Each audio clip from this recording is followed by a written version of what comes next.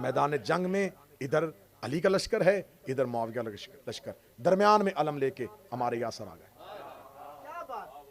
درمیان میں کھڑے ہوئے، علی کے لشکر سے نکل کے دونوں لشکروں کے درمیان میں آ گئے، اور درمیان میں آ کے لشکر معاویہ کی طرف دیکھے کہا سنو میں مصطفیٰ کا صحابی ہوں، کیا تمہیں نبی کی حدیث بھول گئی؟ عمار کے صرف نکل کے آنے کی وجہ سے 35 لوگ معاویہ کے لشکر کے نکل کے علی کے لشکر میں آ گئے۔ یہ نہیں کہ صرف ادھر سے لوگ ادھر گئے ہیں، جو ادھر سے آئے ہم وہ بھی گنتی پوری کریں گے، ادھر سے بھی 35 لوگ آئے، انہوں نے آ کے کہا علی تو حق کا امام ہے، ہمیں تو پتہ ہی نہیں تھا، عمار آ کے کھڑا ہو گیا ہے۔ جب حضرت عمار یاسر کی شہادت ہو گئی تو لشکر معاویہ میں کھلبلی مچ گئی کہ یہ کیا، ہمارے پاس تو نبی کی حدیث ہے، اسے باغی گروہ قتل کرے گا، تو باغی کیا ہم باغی ہیں، ہمارے ہاتھوں عمار قتل ہو گیا؟ تو عمر بن عاص جیسا چلاک لومڑی اس نے فوری طور پہ جا کے کہا، اس نے کہا نہیں نہیں نہیں نہیں نہیں نہیں، یہ ہم نے قتل نہیں کیا، بلکہ عمار کا قاتل علی ہے جو اسے لے کے ہماری تلواروں کے آگے آ گیا۔ دیکھو علی کا مقابلہ کس دور کے کس لوگوں کے ساتھ ہے۔ اس نے کہا یہ تو وہ علی قاتل ہے، نہ علی لے کے آتا نہ عمار ہماری تلواروں سے قتل ہوتا۔ انہوں نے کہا ہاں ہاں ہاں ہاں ہم نے تو نہیں نہ قتل کیا، کیونکہ جس نے گناہ کیا ہو نا، نے اپنے اس آپریشن کا نام سندور رکھا تھا، اور پاکستان نے اس اپنے آپریشن کا نام کأنہم بنیان مرصوص رکھا تھا۔ سیسا پلائی ہوئی دیوار، سیسا پلائی ہوئی دیوار، بچوں کو آسان کر دوں، لوہے کی دیوار، فولادی دیوار۔ یہ آیت قرآن میں موجود ہے جس سے استعارہ لیا گیا تھا۔ ہمیں دیکھنا ہے کہ اللہ نے قرآن میں جو بنیان مرصوص کہا ہے یہ کن کو کہا ہے۔ انہیں صحت عطا فرمائے، وارث زمن کے ظہور میں تعجیل فرمائے، ہمیں معرفت معصومین، ولایت معصومین عطا فرمائے۔ دعاؤں کی قبولیت کے لیے ممکنہ حد تک بلند صلوات تلاوت فرمائے۔ اللہم صلی علی محمد۔ اجازت ہے ذکر شروع کیا جائے۔ گفتگو ہو رہی ہے ہماری اللہ کے قرآن کی اس آیہ کریمہ کی روشنی میں، جہاں خداوند متعال اپنے نبی کے خاص اصحاب کی فضیلت بیان کر رہا ہے۔ خداوند متعال ارشاد فرما رہا ہے کہ محمد رسول اللہ، محمد صرف ایک شخص کا نام نہیں، ایک ذات نہیں، بلکہ اس کے ساتھ اللہ کی رسالت کا عہدہ جڑا ہوا ہے۔ وہ میرا رسول ہے، والذین معہ، اور جو اس کے ساتھ ہوتے ہیں وہ جسمانی طور پہ اس کے صرف ساتھ نہ ہوں بلکہ رسالت میں بھی اس کے ساتھ ہوں۔ والذین معہ، جو ان کے ساتھ ہوتے ہیں، اشدہ علی الکفار، وہ کافروں پہ بڑے سخت ہوتے ہیں، اور آپس میں وہ نرم دل ہوتے ہیں، رحم دل ہوتے ہیں۔ روزانہ کی بنیاد پہ گفتگو ہو رہی ہے کہ معیار صحابیت کیا ہے، صحابی کسے ہونا چاہیے اور کسے کہلوانا چاہیے۔ کوشش کی کہ جلیل القدر شخصیات کے بارے میں بات کی جا سکے کہ کون وہ حقیقی صحابہ ہیں جن کو واقعتاً رسول نے صحابی کہا ہے اور قرآن نے ان کی عزت بتائی ہے، اور شیعہ ان کا احترام اپنے اوپر واجب سمجھتے ہیں۔ کیونکہ اب اختتامی گفتگو ہے، کل شب عاشور ہے، اور کل ہمیں اس گفتگو سے نتیجہ برآمد کرنا ہے۔ آج کی گفتگو انتہائی عقلی لحاظ سے سوچوں کے قریب ہوگی، ضمیر کو جھنجھوڑے گی اور عقل کو فیصلہ کرنے پہ مجبور کرے گی۔ خداوند متعال یہ کہہ رہا ہے کہ جو میرے مصطفیٰ کے ساتھی ہوتے ہیں وہ کافروں پہ بڑے سخت ہوتے ہیں۔ وہ کافر کے سامنے جاتے ہوئے رحم دلی نہیں دکھاتے، نرم دلی نہیں دکھاتے، بزدلی بھی نہیں دکھاتے۔ جب وہ کافر کے سامنے جاتے ہیں تو وہ سیسا پلائی ہوئی دیوار بن جاتے ہیں۔ خداوند متعال قرآن میں ایک اور آیہ کریمہ ہے جس میں خدا ارشاد فرماتا ہے، ان اللہ یحب الذین یقاتلون فی سبیلہ کأنہم بنیان مرصوص۔ بے شک اللہ محبت کرتا ہے ان لوگوں سے جو اللہ کی راہ میں لڑتے ہوئے کأنہم بنیان مرصوص، سیسا پلائی ہوئی دیوار بن جاتے ہیں۔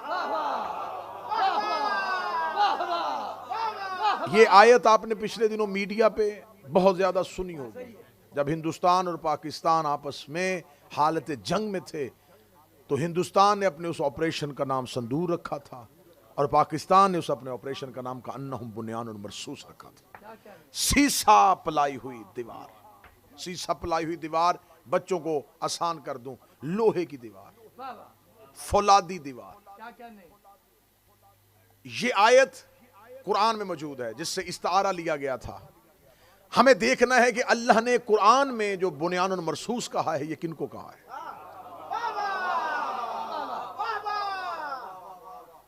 اگر آج پاکستان کی فوج یہ چاہتی ہے کہ ہم اپنا آپریشن اس آیت کی روشنی میں کریں تو پہلے دیکھنا ہوگا کہ اللہ نے یہ آیت بھیجی کس کے لیے تھی. یہاں پر مختلف قسم کی تفاسیر ہے. ایک تفسیر ہے یہ حضرت حمزہ کے لیے آئی تھی، ایک ہے یہ امیر المومنین علی بن ابی طالب کے لیے آئی. لیکن یہاں جب قرآن اس آیت میں بھیج رہا ہے تو یہاں خدا انفرادی طور پہ کسی کی بات نہیں کر رہا، کیونکہ اس سے پیچھے جو آیت کا تسلسل ہے جہاں سے آیت شروع ہو رہی ہے وہاں الذین ہے اور یقاتلون ہے، یہ جمع کا صیغہ ہے. یہاں خدا کسی ایک کی بات نہیں کر رہا، کسی لشکر کی بات کر رہا. مجھے تقریر تھوڑی روکنی اس لیے پڑ رہی ہے کیونکہ مجلس میں عشرے میں آپ کی آخری جو تقریریں ہوتی ہیں وہ اس لیے اہم ہوتی ہیں کہ آپ اس میں گفتگو کا نچوڑ دے سکیں، آپ خلاصہ نکال سکیں، آپ بتا سکیں کہ ان 10 راتوں میں جو ہم بیان کر رہے تھے اس کا نچوڑ کیا تھا. کأنہم بنیان مرصوص، یہ لشکر کے بارے میں، یہ کسی نبی کے لشکر کی بات ہو رہی ہے. تو آئیے قرآن سے پوچھتے ہیں کہ کیا کسی نبی کا لشکر کأنہم بنیان مرصوصہ کے اس معیار پہ پورا اترتا ہے یا نہیں اترتا. سب سے پہلے خدا نے ایک نبی کے لشکر کی بات کی تھی، وہ حضرت موسیٰ کا لشکر تھا. حضرت موسیٰ کے پاس ایک فوج تھی. جب حضرت موسیٰ جو ہیں وہ فرعون کے مقابلے پہ آتے ہیں تو حضرت موسیٰ اپنے لشکر کو لے کے نکلتے ہیں. لشکر کو لے کے جب نکلتے ہیں تو لشکر جب دریا کے کنارے پہ پہنچتا ہے تو ایسا لشکر جو آیا نبی کے پیچھے تھا، لیکن جیسے ہی سامنے دریا کو دیکھا فوراً نبی پہ شک کر لیا اور نبی پہ شک کر کے کہنے لگے حضرت موسیٰ سے تو ہمیں کہاں لے آیا ہے؟ ہمیں تو سمجھ تھی کہ تو ہمیں فرعون کے ظلم سے بچائے گا، لیکن تو ہمیں کہاں لے آیا؟ اب ہمارے پاس نہ آگے جانے کا کوئی رستہ بچا ہے نہ پیچھے جانے کا کوئی رستہ بچا ہے. خدا کہتا موسیٰ گھبرانا، تیری قوم نے تیرے اوپر بد اعتمادی کر دی ہے لیکن تیرا اللہ تیرے ساتھ ہے. میں نے تمہیں عصا کا معجزہ دیا ہے، اس عصا کو دریا پہ مار. قرآن کہتا حضرت موسیٰ نے عصا کو دریا پہ مارا. دریا پہ مارنا تھا یا ایک رستہ بن گیا، لہروں نے رستہ دے دیا. جب لہروں نے ایک رستہ دیا تو پیچھے حضرت موسیٰ کا جو لشکر تھا وہ 12 قبیلوں پہ مشتمل تھا. ہر قبیلے کے لوگ حضرت موسیٰ کے لشکر میں ساتھ تھے. جب ایک رستہ دیکھا تو پہلے قبیلے نے کہا پہلے ہمیں گزرنا ہے، دوسرے نے کہا ہم پہلے ایمان لے کے آئے تھے ہمیں پہلے گزرنا ہے، تیسرے کا نہیں ہم سابقون میں سے ہیں پہلے ہمیں گزرنا ہے، چوتھے نے کہا ہم زیادہ وفادار ہیں. 12 قبیلے آپس میں لڑ رہے تھے اور حضرت موسیٰ دیکھ رہے تھے کہ اللہ نے ان پر کرم کیا، اللہ نے ان پر مہربانی کی، ظالم سے نجات دلانے کے لیے اللہ نے رستہ بنا دیا ہے اور میری امت آپس میں لڑ رہی ہے، میرا لشکر آپس میں گھبرا رہا ہے. حضرت موسیٰ نے کہا میرے لب تو فیصلہ کر مجھے کیا کرنا چاہیے. آواز پروردگار آئی اے موسیٰ اپنے عصا کو دوبارہ دریا پہ مار دے. حضرت موسیٰ نے دوبارہ عصا کو دریا پہ مارا. قرآن کہتا ہے اب اللہ نے ایک نہیں اللہ نے 12 رستے بنا دیے، اللہ نے 12 رستے بنا دیے. خدا نے حضرت موسیٰ کی قوم کے لیے 12 رستے بنا دیے. یہ کہانی میں قصص الانبیاء سے نہیں بن رہا، یہ داستان گوئی نہیں ہے، یہ میں کوئی کہانیوں والی کتاب سے نہیں پڑھا. خدا نے قرآن میں اس کا پورا منظر لکھا ہے. خدا کہتا ہم نے موسیٰ کی قوم کے لیے 12 رستے بنا دیے، 12 رستے بنا دیے. خدا نے نہ 3 رستے بنائے نہ 13 رستے بنائے. خدا نے نہ 3 نہ 13، خدا نے رستے بنائے 12، کیونکہ ہدایت کے رستے ہوتے ہی 12 ہے، نجات کے رستے ہوتے ہی 12 ہے. اور پھر قرآن کہتا ہے کہ حضرت موسیٰ اپنی قوم کو لے کے ان 12 رستوں سے پار چلے گئے تھے. ان 12 رستوں سے ایک قوم کو لے کے. موسیٰ معصوم تھا، اللہ نے معصوم کو اتنی طاقت دی ہے. ایک معصوم میں اتنی طاقت ہوتی ہے کہ وہ اپنی قوم کو 12 رستوں سے پار کروا دیتا ہے.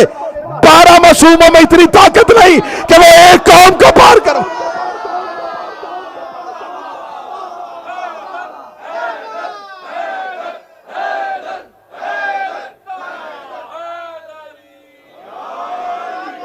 ایک موسیٰ نے، ایک معصوم 12 رستوں سے لے کے پار چلا،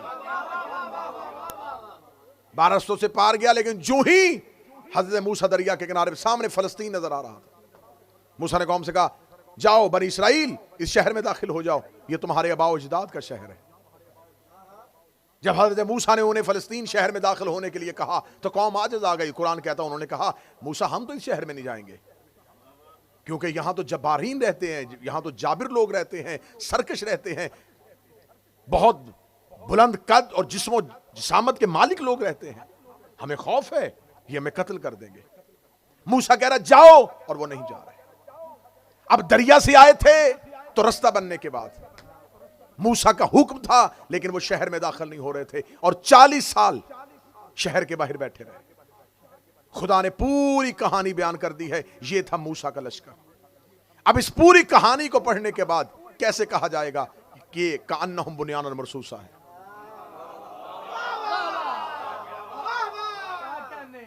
یہ کأنہم بنیان مرصوصہ نہیں ہو سکتا۔ خدا نے پھر دوسرا ایک لشکر بیان کیا۔ خدا نے کہا آؤ میں تمہیں ایک اور لشکر کی کہانی سناتا ہوں۔ یہ لشکر تھا شموئیل نبی کا، جو طالوت کی سرپرستی میں گیا تھا۔ طالوت مسلمانوں کا بادشاہ تھا، حضرت شموئیل ایک نبی تھے۔ ان کے دور میں جناب شموئیل بزرگ ہو گئے تھے، ضعیف ہو گئے تھے، اور جناب شموئیل نے کہا میرے اللہ مجھ میں اتنی طاقت اور ہمت نہیں ہے کہ میں لشکروں کی سپہ سالاری کروں، میری قوم میں سے کسی کو میری قوم کا سالار بنا دے، لشکر کا سردار بنا دے۔ قرآن میں پورا واقعہ شموئیل نبی کا ہے۔ خدا نے نہیں کہا کہ شموئیل اپنے صحابہ سے کہے اگر تو نہیں لڑ سکتا اور انہوں نے کسی کو اپنے لشکر کا سپہ سالار بنانا ہے تو تیرے صحابی مل کے کسی ایک کو بنا لے۔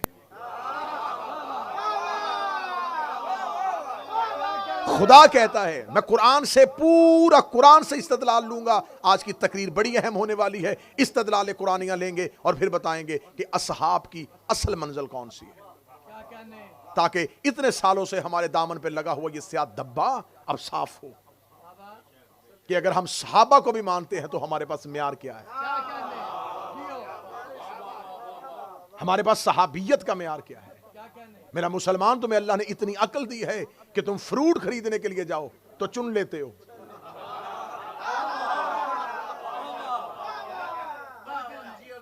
گلے سڑے تو نہیں اپنی باسکٹ میں ڈالتے، فروٹ چن کے لیتے ہو اور امام چن کے نہیں نکالا۔ میں چناؤ بتا رہا ہوں، میں سلیکشن بتا رہا ہوں، میں بتا رہا ہوں معیار کیا ہے، کس معیار پہ جا کے صحابی کو ماننا چاہیے۔ متوجہ ہے بات کی جاتی ہے۔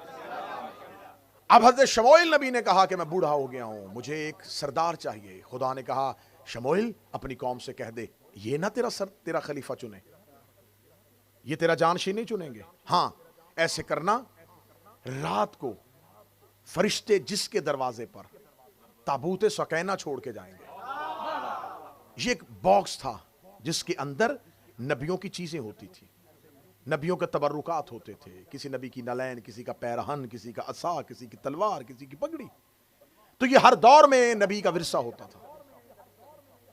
فرمایا جس کے دروازے پر یہ صندوق چلا جائے وہی تیری قوم کا سردار ہوگا۔ ساری رات شموئیل نبی کی قوم انتظار کرتی رہی، فرشتے آئیں گے اور صندوق کے دروازے پہ رکھیں گے۔ صبح کو اٹھے تو اس بستی کا ایک غریب نوجوان جس کا نام طالوت تھا، اس کے دروازے پہ وہ باکس پڑا ہوا تھا۔ قوم نے طالوت کو ماننے سے انکار کر دیا، ہم اسے نہیں بنائیں گے۔ یہ کون ہے؟ یہ تو انتہائی غریب ہے، جبکہ اعلیٰ لوگ موجود تھے، اللہ نے اسے کیوں چنا؟ شموئیل نبی کہا میں عاجز ہوں، فیصلہ میرا نہیں، اللہ کا۔ قوم طالوت کو نہیں مان رہی تھی، یا کافروں کا بادشاہ تھا جس کا نام جالوت تھا۔ جالوت نے حملہ کر دیا شموئیل نبی کی قوم پر۔ اب شموئیل نبی نے کہا اگر طالوت کو نہیں مانو گے تو جالوت سے لڑو گے کیسے؟ قوم آخر متفق ہو گئی اور طالوت کی سرپرستی میں لڑنے کے لیے نکل گئی، لشکر لے کے، کأنہم بنیان مرصوصہ۔ ذہن میں رکھنا ہے اس معیار پہ کسی نبی کا لشکر بھی آئے تو آپ نے کہنا یہ لشکر اس معیار پہ۔ دونوں لشکر چلتے چلتے قرآن نے پوری کہانی لکھی ہے، اور ایسا منظر قرآن نے بیان کیا ہے، اگر آپ قرآن کو جاگتی آنکھوں سے پڑھیں گے نا تو آپ کو نظر آنا شروع ہو جائے گا۔ خدا اتنا بہترین قصہ سناتا ہے، اتنی بہترین بات سناتا ہے کہ دل میں اترتی ہے۔ ایک نہر کے کنارے پہ دونوں لشکر آمنے سامنے آ گئے، طالوت کا لشکر اور جالوت کا لشکر۔ مجلس منسوب ہے سرکار ابوالفضل العباس سے۔ خدا قرآن میں کہتا ہے کہ جب دونوں لشکر آمنے سامنے آ گئے تو ہم نے طالوت پر، لشکر طالوت مسلمانوں کا جو لشکر تھا، جو اللہ کا لشکر تھا، اس پر ایک وحی کی، ان اللہ مبتلیکم بالنہر، ہم تمہیں آزمائیں گے اس نہر کے ذریعے سے۔ فمن شرب فلیس منی، جو اس سے پانی پیے گا وہ ہم میں سے نہیں ہوگا۔ خدا لشکر پیاسا نہیں رکھنا چاہتا تھا، خدا دیکھنا چاہتا تھا یہ میری اطاعت میں کتنے کاربند ہیں۔ لڑنے تو آگے اللہ کے لیے، تو میں پہلے فیصلہ ابھی کر لیتا ہوں، انہیں آزما لیتا ہوں، نہر سے آزما لیتا ہوں، ابھی دیکھ لیتے ہیں کتنے پانی پیتے ہیں کتنے نہیں پیتے۔ پیاسا لشکر کہاں سے چلا تھا، طالوت نے کہا اللہ کا حکم آ گیا ہے، اس نہر سے کوئی پانی نہیں پیے گا۔ انہوں نے کہا یہ کیسا اللہ جو ہمیں پانی سے روک رہا ہے؟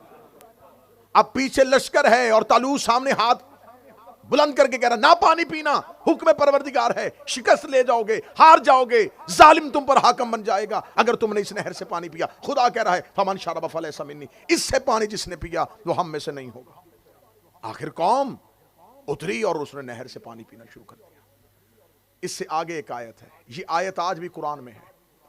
قرآن میں بہت سی آیتیں ایسی ہیں جو منسوخ ہیں، جو آئی تھیں، حکم پروردگار ہوا تھا لیکن اس دور کے لیے ہوا تھا، پھر اس کے بعد وہ دور ختم ہو گیا، آیت کا احترام موجود ہے لیکن حکم منسوخ ہو گیا۔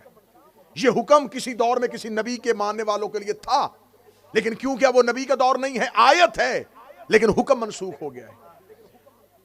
تمام عالمان اور مفسرین اور قرآن سمجھنے والوں نے اس آیت کو منسوخ میں نہیں رکھا کہ یہ حکم منسوخ نہیں ہوا۔ حکم کیا تھا؟ ہم تمہیں آزمائیں گے اس نہر کے ذریعے، جس نے اس سے پانی پیا وہ ہم میں سے نہیں۔ اور خدا آگے کہہ رہا جس نے دریا میں اتر کے پانی کا چلو اٹھایا اور پھینک دیا وہ مجھ سے ہے۔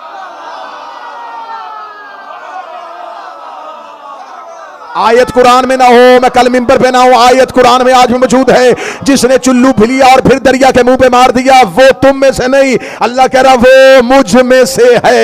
نبیوں کے دور گزرتے گئے، آیت وہی کی وہی کھڑی رہی، آخر رسول کا دور آ گیا، لوگوں نے پوچھا یہ کون سی آیت ہے، کون ہے جو اللہ میں سے ہے، کون ہے جو پروردگار میں سے ہے؟ آخر پھر بھی اس آیت کا پتہ نہیں چلا، یہاں تک کہ مولا امیر المومنین جب جنگ صفین کے لیے گئے، علی نے فرات کے کنارے پہ اپنے لشکر کا پڑاؤ کیا، لوگ قرآن کی آیتیں پڑھتے رہے کہ خدا نے قرآن میں کہا تھا میں تمہیں آزماؤں گا ایک نہر کے ذریعے سے، جو اس سے پانی پیے گا وہ مجھ میں سے نہیں ہوگا، جو اس سے پانی اٹھا کے چلو اس کے منہ پہ مارے گا وہ مجھ میں سے ہوگا۔ کون ہے جو اس آیت کا مصداق بنے؟ علی نے فرات کے گھاٹ پہ پہرا بٹھایا ہے لیکن علی نے فرات کے اندر اپنا گھوڑا نہیں ڈالا، حسن نے فرات پہ اپنا گھوڑا نہیں ڈالا۔ کربلا عاشور کا دن آیا، عباس نے گھوڑا فرات کے اندر ڈالا، چلو پانی کا لیا، دریا کے منہ پہ مارا۔ خدا نے کہا جو پھینکے گا وہ مجھ میں سے ہوگا۔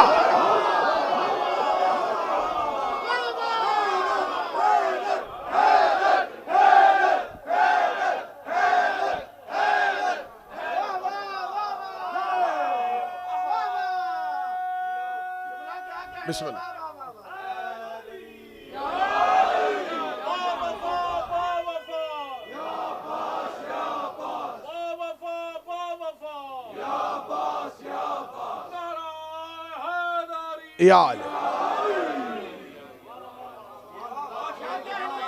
قوم عاجز آ گئی، قوم کا اللہ کے حکم کی نافرمانی کرنا اس بات کی دلیل ہے یہ کانہم بنیان مرصوصہ نہیں ہے۔ کسی نبی کا لشکر اس آیت کے معیار پہ پورا نہیں اتر رہا۔ رسول اکرم آئے، اسلام کی کافروں سے پہلی جنگ بدر، بدر کنواں جس کے کنارے پہ یہ جنگ ہوئی ہے۔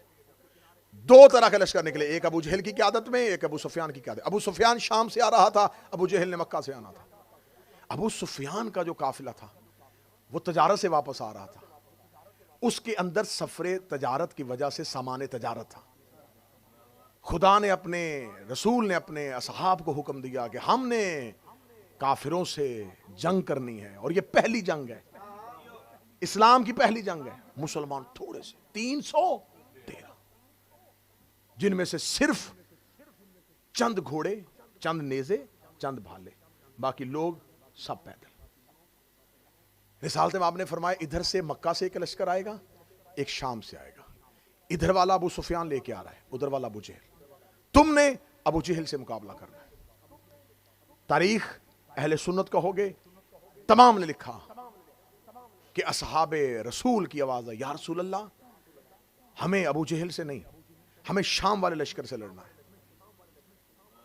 نبی جانتا تھا کہ ان کے دل میں کیا ہے، کیونکہ لشکر شام میں سفر تجارت کہ سامان تجارت ہے، تو اگر کیونکہ رسول کہہ چکے تھے کہ میں تمہیں بتا رہا ہوں کہ فتح ہماری ہے، ہم نے جیتنا ہے، اللہ نے حکم دے دیا ہے۔ یا رسول اللہ وہ بہت زیادہ ہے، فرمایا گھبرانا نہ، اللہ فرشتے بھیجے گا۔ تو ان کو تسلی ہوگی، ان کو لڑنا تو فرشتوں نہیں ہے نا، تو ہم نے تو صرف ریکوری کرنی ہے، تو ہم سامان لوٹیں گے۔ قرآن نے اس پورے واقعے کو لکھا، قرآن نے کہا انہوں نے رسول سے مجادلہ کیا، بحث کی نبی سے، پراپر نبی کے ساتھ اونچی آواز میں بولے۔ نبی کہہ رہے میں تمہیں کہہ رہا ہوں اس لشکر سے لڑو، نہیں یا رسول اللہ ہمیں اس سے لڑنا ہے۔ قرآن نے پورے واقعے کو لکھا، انہوں نے مجادلہ کیا میرے نبی سے، یہ اونچی آواز میں بولے، نبی دلیلیں دے رہا تھا اور یہ نبی کی دلیل نہیں مان رہے تھے۔ آخر کافروں کے لشکر کے ساتھ سامنا ہو گیا۔ اس جنگ میں سب سے زیادہ کفار کا جو نقصان کیا وہ اکیلے علی نے کیا۔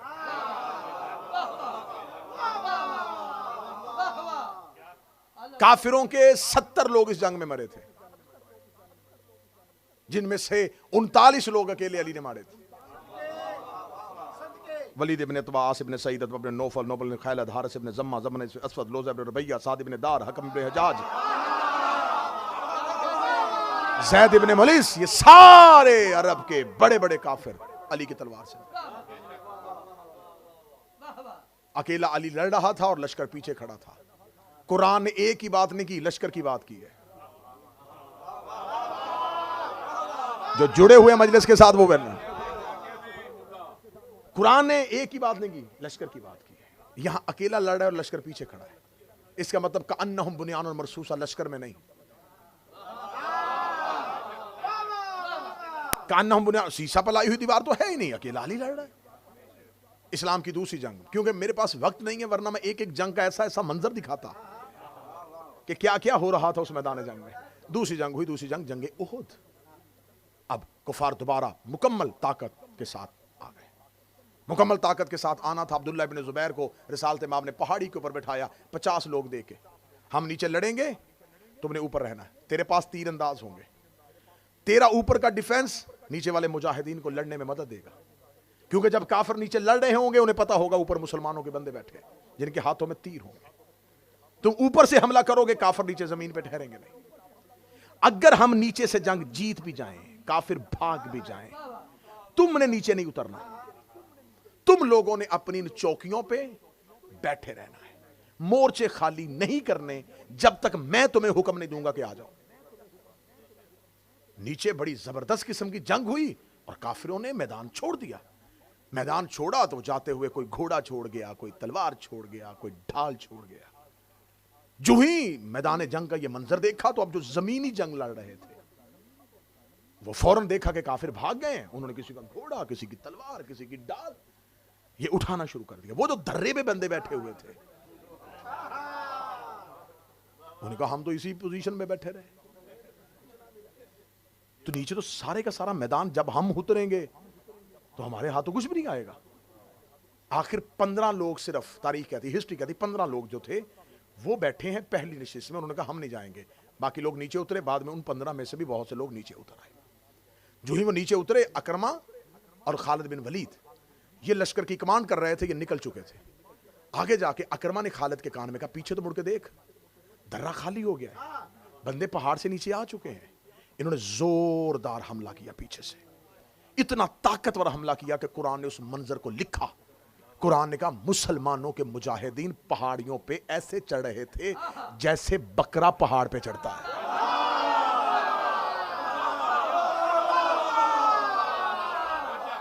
اکیلے امیر المومنین اور امیر المومنین، مجھے جنگیں پڑھنا مقصد نہیں ہے، صرف کنہم بریان و مرصوص ہے. اکیلے امیر المومنین نے پوری جرت کے ساتھ، پوری طاقت کے ساتھ، پوری جوان مردی کے ساتھ، یہ وہ جنگ تھی جس میں رسالت مآب کا دندان مبارک زخمی ہوا تھا، ٹوٹا نہیں تھا. ممبر سے اگر کوئی پڑھے تو محتاط رہیے گا، رسول کا دان ٹوٹا نہیں تھا، زخمی ہوا. ٹوٹنا عیب ہے.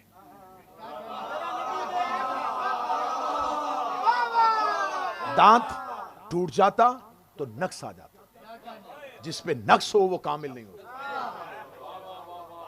دندان مبارک رسالت مآب زخمی ہوا، خون بہا، رسول نے اپنی آستین سے صاف کیا. زخمی رسول کو لڑتے ہوئے علی نے دیکھا.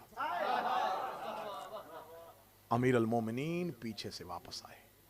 اب امیر المومنین کے لیے کیا تھا؟ رسول کا تحفظ بھی کرنا تھا اور سامنے لشکر سے کافروں سے اکیلے علی نے لڑنا بھی تھا. اب اگر ادھر سے لڑتے تھے تو پیچھے سے کافر رسول پہ حملہ کر دیتے. عرب میں یہ جنگی طریقہ اس سے پہلے کسی نے دیکھا ہی نہیں تھا.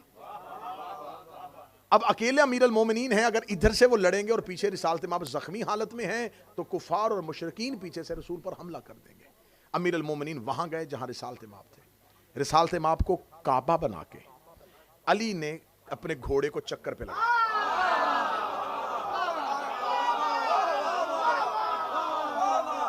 امیر المومنین رسالت مآب کو کعبہ بنا دیا اور اپنے گھوڑے کو چکر پہ لگا دیا.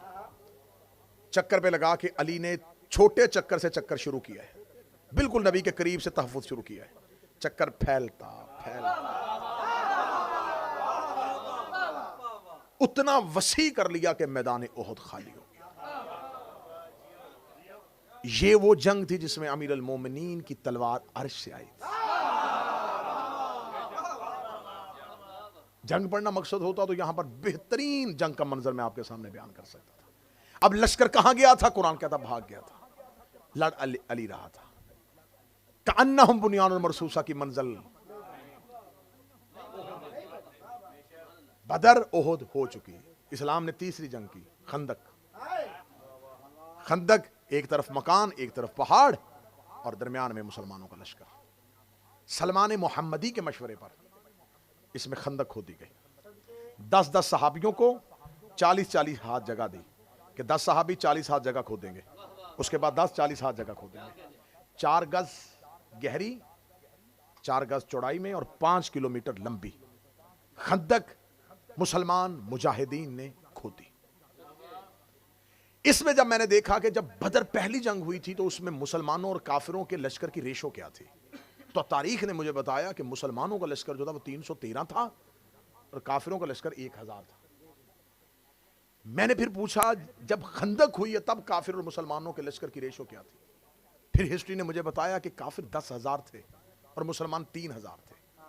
ریشو 1 اور 3 کی رہی ہے.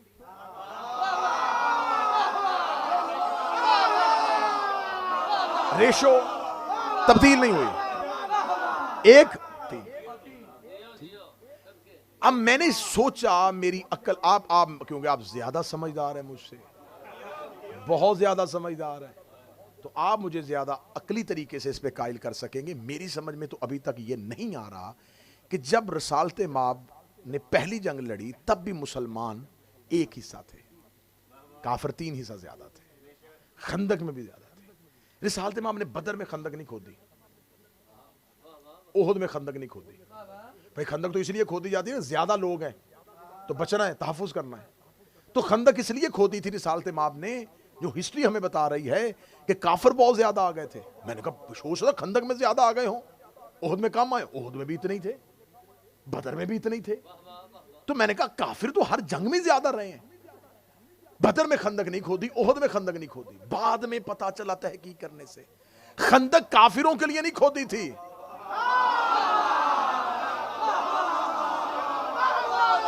جو ہاتھ نیچے ہے میرا خیال انہیں سمجھ میں نہیں آیا. کیونکہ رسول 2 جنگوں میں ایک بڑا برا ایکسپیرینس کر چکے تھے کہ وہاں سے کوئی یہاں آئے تو علی تو جانے نہیں دیتا. لیکن یہاں والے بدر میں بھی چلے گئے تھے, یہاں والے احد میں بھی چلے گئے تھے. رسول نے کہا اب خندق کھود لو, باہر سے کوئی آیا تو علی نہیں جانے دے گا, اب اندر سے کوئی باہر نہ جائے.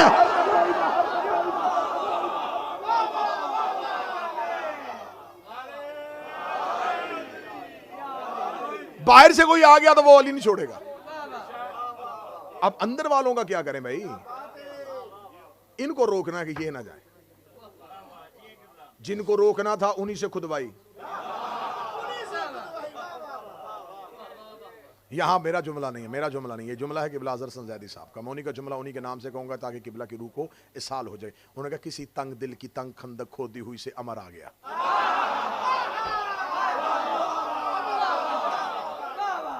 حضور کہیں بھی کسی بھی ملک میں کسی بھی جگہ پہ یہ جنگی قوانین جو ہوتے ہیں نا, یہ آرمی کے ڈسپلن کے اندر یہ ہوتا ہے کہ اگر آرمی کی سیکریسی, اگر اس کا کوئی سیکریٹ دشمن کے ہاتھ میں چلا جائے, سب سے پہلے وہ کہتے ہیں کہ اندر سے پتہ کرو مخبری کس نے کی.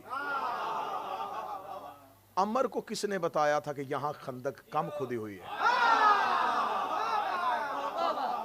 یقین کرو میں خطابت نہیں کر رہا, نارتھ ہیمپٹن والوں میں خطابت نہیں کر رہا, نہ سمجھنا کہ میں صرف ذاکری کر رہا ہوں. پیغام وہاں پتھر کے ساتھ ایک خط باندھ کے بھیجا گیا تھا. دل سے تو مسلمان تھے نہیں کچھ لوگ. 7 لوگ آئے ہیں, اکیلا عمر نہیں آیا, 7 لوگ آئے ہیں. عمر بن عبد ود, حسل اس کا بیٹا, وہ بھی اس میں آیا ہے. 7 لوگ آئے ہیں جس کے تاریخ نے نام لکھے ہیں, جو خندق کو عبور کر کے پہنچ گئے ہیں لشکر اسلام کے اندر. 7 لوگوں کا رات کی تاریکی میں خندق کو عبور کرنا تھا. مسلمان تو سوئے ہوئے تھے, لشکر آرام کر رہا تھا. سیدھے گئے اور انہوں نے جا کر رسول کے خیمے کا محاصرہ کر لیا. خیمے کا محاصرہ کرنے کے بعد عمر بن عبد ود نے اپنا نیزے کے ساتھ رسول کے خیمے کی چادر کو پھاڑا, اور پھاڑنے کے بعد نیزے کی نوک کے ساتھ چادر کو اٹھایا. اٹھا کے اس ملعون نے پہلا جملہ کہا, محمد کوئی ہے تو بھیج, یا کسی کو بھیج یا خود لڑنے کے لیے آ. یہاں پر کائنات کے رسول نے پہلی بار کہا من لحاظ الکلب, کون ہے جو اس کتے کی زبان. بعض لوگ کہتے نبی کو جلال آ گیا تھا, جو غصے میں آئے وہ نبی نہیں ہوتا. کیونکہ انسان کے بدن کے اندر 4 طرح کی قوتیں ہوتی ہیں. قوت وہمیہ, قوت عاقلہ, قوت شہویہ, قوت غصبیہ. آپ نے ان 4 قوتوں کو, ان 4 پاورز کو اپنی باڈی میں کنٹرول کرنا ہوتا ہے. نوجوان اور بچے اس بات کو سمجھیے گا, کیونکہ آپ کا جو جسم ہے یہ میدان جنگ ہے.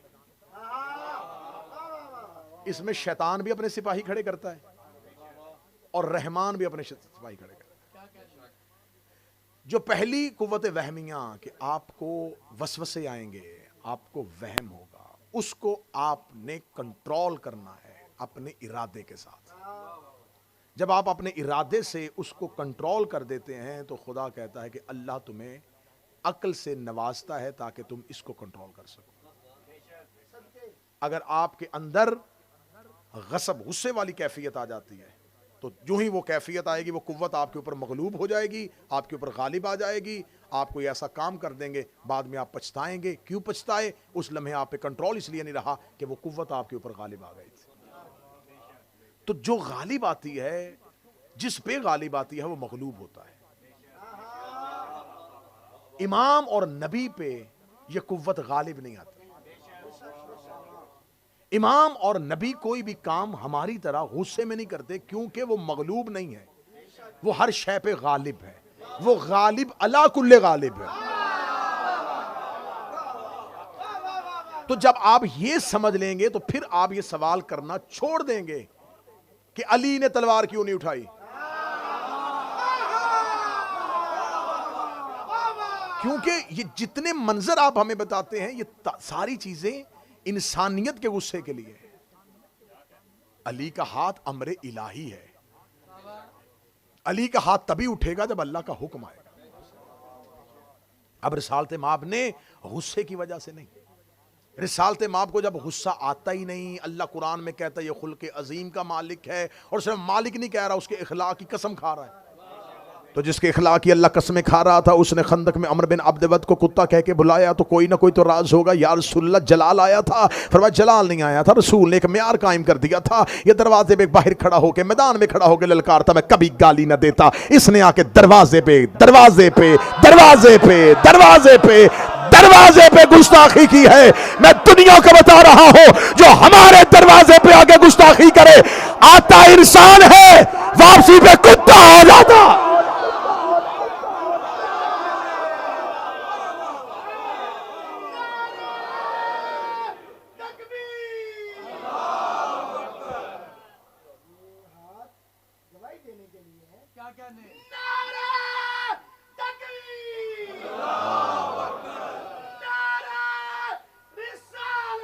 یا رسول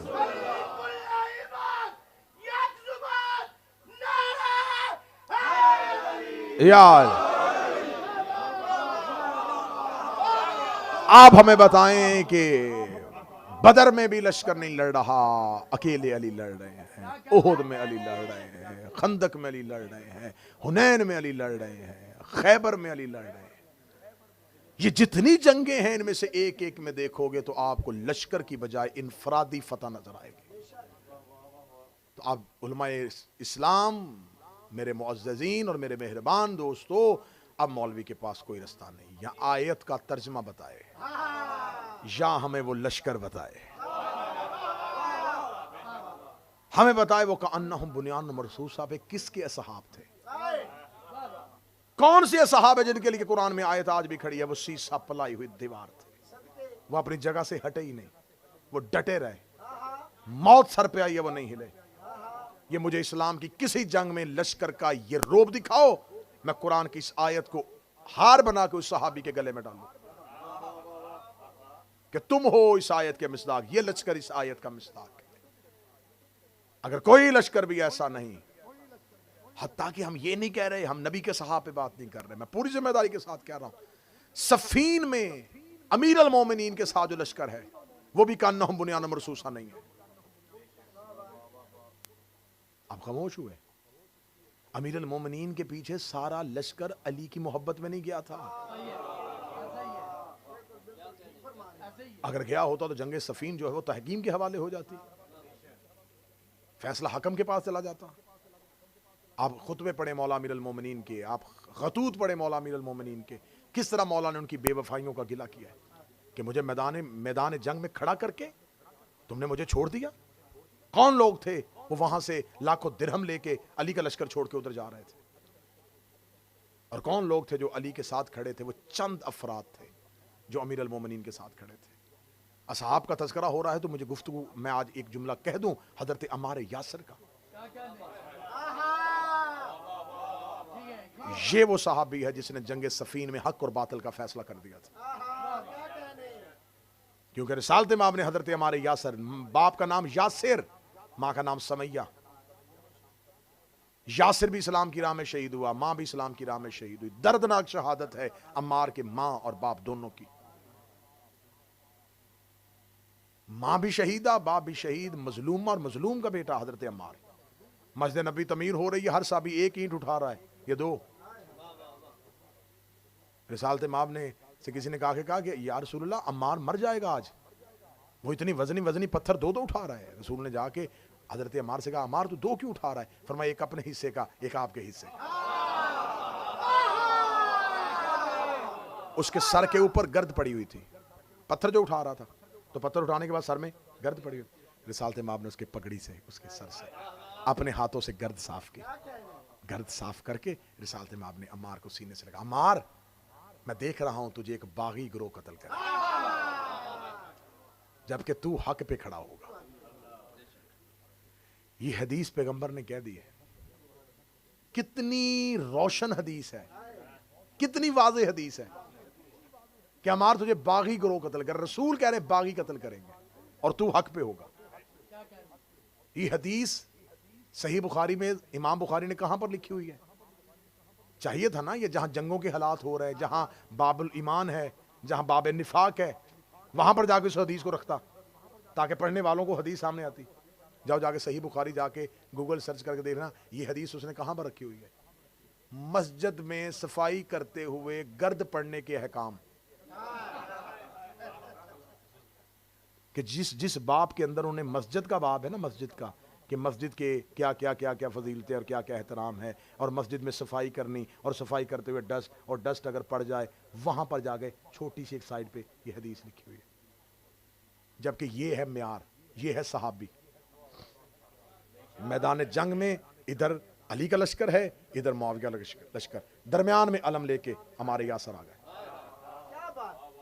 درمیان میں کھڑے ہوئے علی کے لشکر سے نکل کے دونوں لشکروں کے درمیان میں آ گئے، اور درمیان میں آ کے لشکر معاویہ کی طرف دیکھ کے کہا سنو میں مصطفیٰ کا صحابی ہوں، کیا تمہیں نبی کی حدیث بھول گئی؟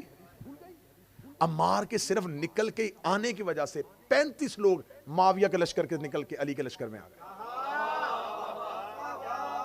یہ نہیں کہ صرف ادھر سے لوگ ادھر گئے ہیں، جو ادھر سے آئے ہم وہ بھی گنتی پوری کریں گے، ادھر سے بھی 35 لوگ آئے. انہوں نے آ کے کہا علی تو حق کا امام ہے، ہمیں تو پتہ ہی نہیں تھا. عمار آ کے کھڑا ہو گیا ہے.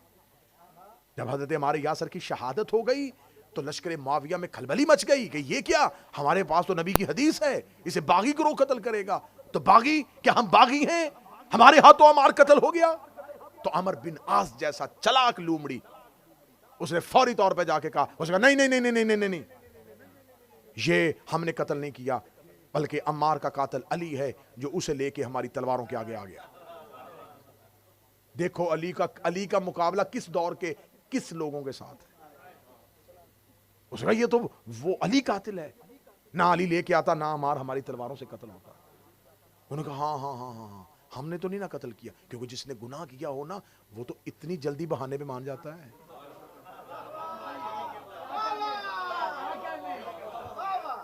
جس نے روزہ نہ رکھنا ہو نا اسے صرف اتنا سا ہاتھ لگائے نا وہ کہتا ہے بخار ہے نا.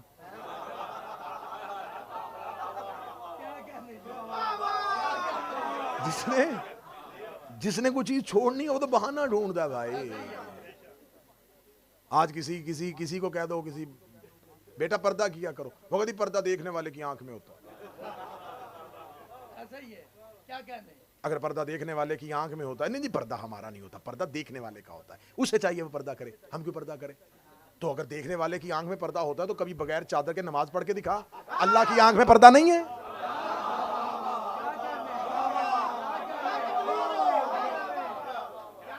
اللہ کی آنکھ میں پردہ نہیں تو بغیر چادر کے نماز پڑھ. پردہ چہرے کا ہوتا ہے.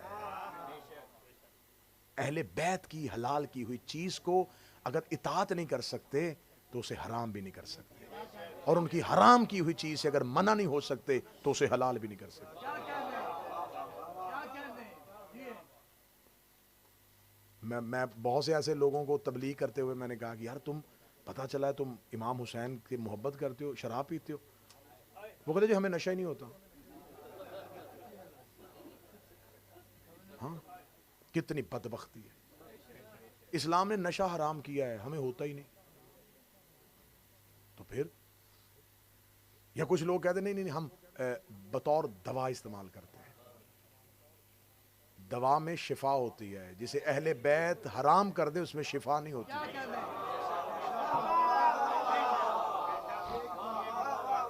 اہل بیت کی حرام کی ہوئی چیز میں شفا نہیں ہے. اہل بیت نے تمہیں منع کیا ہے ہر وہ چیز جو تمہارے عقل پہ غالب آ جائے، جو تمہارے سوچ پہ غالب آ جائے، جو تمہاری فکر پہ غالب آ جائے. پڑھے لکھے دور میں زندگی گزار رہے ہو تو اس کا مطلب یہ نہیں ہے کہ اہل بیت کو چھوڑ دیا جائے. اہل بیت کی اطاعت سے نکل جاؤ. آپ برطانیہ کے ماحول میں رہتے میرے بچوں، اہل بیت کے مذہب میں جو والدین کا احترام ہے وہ کسی اور مذہب میں نہیں ہے. یہ آپ کا کوئی ایکسکیوز نہیں ہے کہ ہم اب انڈیپینڈنٹ ہو گئے ہیں، اب ہم خود فیصلے کرنے کی پوزیشن میں آ گئے ہیں. بس ہمیں اسلام اس بات کی اجازت دیتا ہے. اسلام تمہیں ماں باپ کے سامنے اف کی بھی اجازت نہیں دیتا. اف لفظ نہیں ہے، اف کوئی لفظ ہے، اس کا کوئی ایکسنٹ بھی نہیں ہے. کہ آپ نے منہ بگاڑ کے، نہیں نہیں میں نے بدتمیزی نہیں کی، میں نے تو آپ کہہ کے منع کیا تھا۔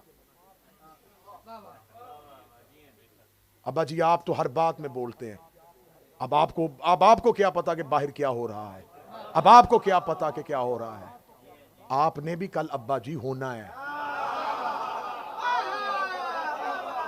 اس دور میں آپ کو بھی نہیں پتا ہوگا۔ بولو وہ جو کل برداشت کر سکو۔ اہل بیت کے مذہب میں نہ والدین کا کہ آگے اف اف اف کیا، ایک صرف نفرت، ایک نخوت کا انداز، اف۔ خدا نے اس نطق کو قرآن میں کوڈ کیا، خدا نے کہا اگر تم نے یہ بھی کیا نا میں تمہیں پھر بھی معاف نہیں کروں۔ جاؤ جا کے اہل بیت کے مذہب میں جا کے پوچھو کہ امیر المومنین والدین کے گستاخ کو منہ نہیں لگاتے تھے۔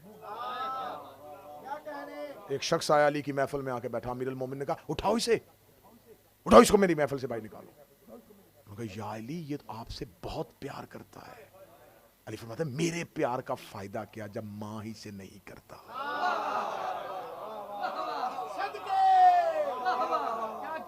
کسی صحابی نے اسے جا کے کہا علی نے کہا ہے کہ تم ماں سے پیار نہیں کرتا اور علی تم سے پیار نہیں کرتا۔ وہ فوراً آیا مولا کے پاس، مولا آپ نے میرے بارے میں یہ کہا۔ مولا میں اس لیے نہیں کرتا، مولا وہ چھوٹی چھوٹی باتوں پہ بار بار اصرار کرتی ہے تو اس لیے تھوڑا سا میں اس لیے ان چیزوں سے کتراتا ہوں، مولا آپ سے تو پیار کرتا ہوں۔ مولا فرماتے ہیں اس کی گود نے تمہیں مجھ سے پیار کرنے پہ مجبور کیا ہے،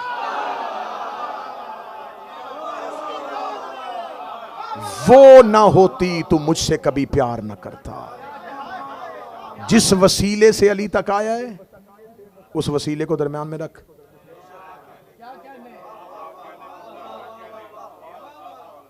تیری ماں تھی جس تربیت نے تجھے مجھ تک پہنچایا، تو وسیلہ چھوڑ کے آ رہا ہے، علی وسیلہ نہیں چھوڑے گا۔ اسی وسیلے سے آ جس وسیلے سے میں نے تجھے اپنی محبت دی تھی۔ باپ کے ذریعے تم تک محبت پہنچی ہے تو باپ تمہارا علی تک پہنچنے کا وسیلہ ہے۔ کوئی لشکر کا انہم بنیان اور مرصوصہ کی منزل پہ نہیں آیا، حسین 72 لے کے کربلا آیا۔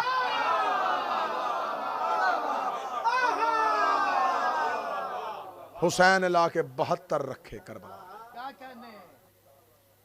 حسین نے کہا لے میرے اللہ تو آدم سے لے کے میرے بھائی حسن تک، یہ آیت وہیں کی وہیں کھڑی رہی، کون ہیں جو سیسا پلائی دیوار پر ہے۔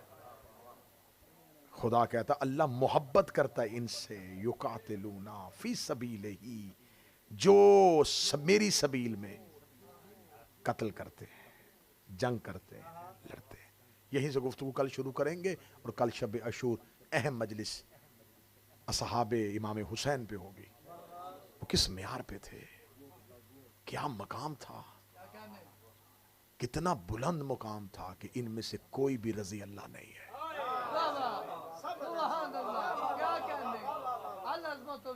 یہ سارے علیہ السلام، میں ان میں سے چند وہ نام ضرور کل آپ کے سامنے بیان کروں گا، کیونکہ ہمارے پاس اصحاب میں سے صرف 2 یا 3 ہی کی بات بچوں کو پتا ہے، یا حر کو جانتے ہیں یا حبیب ابن مظاہر کو جانتے ہیں۔ تمہیں پتا ہو کہ زہیر کون ہے، عابس شاکری کون ہے، تمہیں پتا ہونا چاہیے کہ مسلم ابن اوسجہ کون تھا، یہ کون سے معیار تھے، وہاب قلبی کون تھا، ابو سمامہ کون تھا، یہ کون لوگ تھے، کس معیار پہ تھے، کہاں سے چنے تھے حسین نے یہ پھول۔ یہ کوئی تاریخ کے نامور لوگ نہیں تھے، یہ اپنے علاقوں میں گمنام لوگ تھے۔ یہ کوئی بہت بڑے امیر نہیں تھے، بہت بڑے جنگجو نہیں تھے، کچھ معیار تھا جو حسین نے تراشا تھا، جس پہ یہ پورے آئے ہیں اور حسین نے انہیں کربلا بلا لیا۔